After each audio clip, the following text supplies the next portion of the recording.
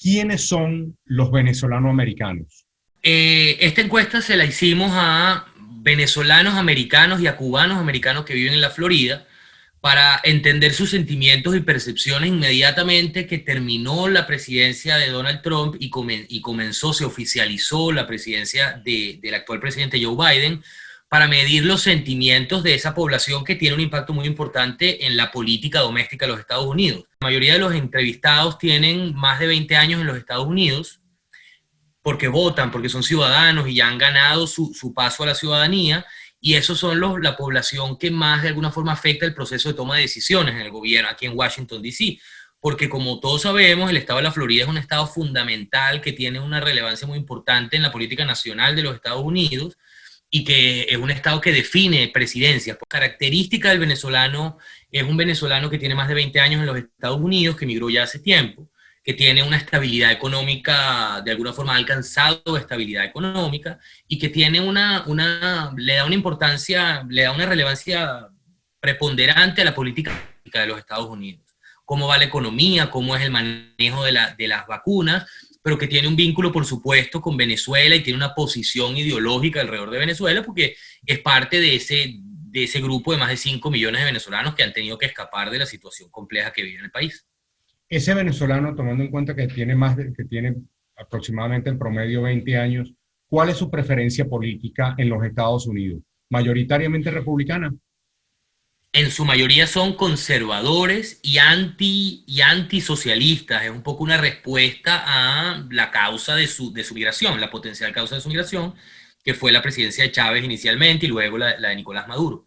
Y 6 de cada 10, un poco más de 6 de cada 10, votaron por el presidente Trump en esa elección. Específicamente con el presidente Trump hay un apoyo importante. Y hay un apoyo importante no solamente a su figura, sino un apoyo a su política hacia Venezuela, la política de máxima presión, la política dura hacia Venezuela y también hacia Cuba. Es un poco, es transversal, es una tendencia transversal. Dicho sea de paso, la mayoría considera que Maduro y su mal manejo del gobierno es la causa de la crisis, pero más allá de la crisis, cuando los enfrentamos con la realidad de lo que viven los venezolanos, hay unas oportunidades para la nueva administración de repensar las políticas hacia Venezuela sin tener un costo político desde la perspectiva doméstica. ¿No es como contradictorio que en las preferencias que manifiestan estos venezolanos americanos a favor de la política de máxima presión del expresidente Trump, al mismo tiempo ahora digan que podrían flexibilizarse alguna de estas sanciones? Sigue habiendo, sin duda, en esa población como una base dura, más conservadora y más fuerte que no flexibiliza su posición inicial más allá de las realidades con las que se contrastan, pero hay un espacio muy importante que yo lo categorizaría como un 40% de esa población que apoya las sanciones, porque 7 de cada 10 de los venezolanos y cubanos encuestados apoyan una política de máxima presión. Cuando cuando el encuestador contrasta esa política de máxima presión con posibilidades de concesiones políticas, de ayuda humanitaria, se reduce de forma importante eso, alrededor de un 40% de quienes responden están abiertos a que se redefina la política para ayudar a los venezolanos que están en Venezuela. Es Entonces decir, creo que 40% de esa población radical o de esa población de venezolanos americanos que son conservadores aceptarían una flexibilización en las sanciones. yo refrasearía eso. Están abiertos a que haya una redefinición de la política con enfoque en ayuda humanitaria al país y en concesiones que permitan a los actores de derechos humanos seguir operando en el país y apoyar a la sociedad civil democrática a seguir resistiendo internamente. Los venezolanos americanos no perciben que, por ejemplo, por las sanciones estamos afrontando problemas con el diésel o con la gasolina aquí en el país, o por ejemplo, se le complica a cualquier venezolano que vive aquí tener una cuenta en los Estados Unidos. Yo creo que hay una realidad objetiva muy importante, una de las conclusiones más importantes de eso, y gracias por esa pregunta, que es un poco esa desconexión. Los problemas, los contextos de vida de un venezolano que vive en la Florida de hace más de 20 años, evidentemente en un país que ha pasado por una acelerada y agresiva proceso de desconfiguración de su economía, de la democracia, etcétera, hay una realidad distinta y entonces las percepciones son distintas. La respuesta es, hay poco entendimiento del impacto en el día a día, el impacto humano que tiene la presión diplomática que se está aplicando en este momento y la situación política en general. No podemos decir que la situación económica, que la crisis humanitaria es causada por las sanciones. Evidentemente eso no es una realidad, pero que es afectada, que es acelerada, que es multiplicada por las sanciones y que hay que buscar mecanismos. Yo creo que eso es una discusión que hay que tener y no se está teniendo suficiente. Pienso que hay una oportunidad muy grande en este momento, que hay un cambio de administración para redefinir cuáles son las estrategias y que sean de verdad más efectivas, porque al final no lo fueron. 2 años después del inicio de esa campaña de máxima presión, el país está en peores condiciones, la política está más complicada y la gente está sufriendo más aún. Por parte de esos venezolanos americanos, hay la percepción de que la política de sanciones fracasó.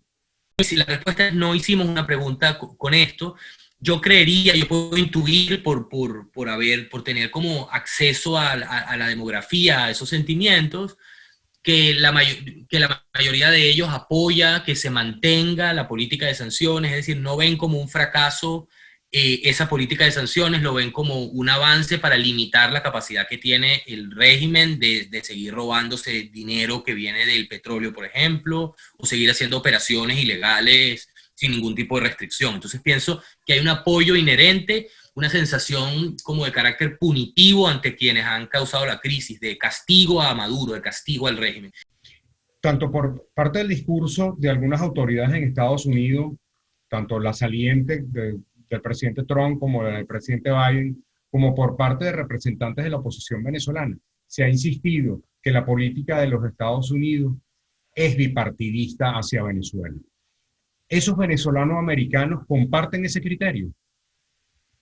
Comparten el criterio, esto es muy importante. Gracias por esa pregunta, Andrés. Esto es muy importante para el futuro de Venezuela. Para cuando pensamos en Venezuela, no era un tema de agendas, no en la agenda electoral de este año y lo que sucede este año, sino la pensamos más hacia mediano plazo.